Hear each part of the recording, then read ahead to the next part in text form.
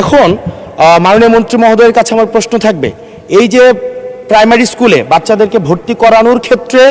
আমরা কি ভর্তি প্রক্রিয়াটা আমরা পরিবর্তন করব কিনা, নাকি এই যে এডমিশন বাই লটারির মাধ্যমে আমরা নিব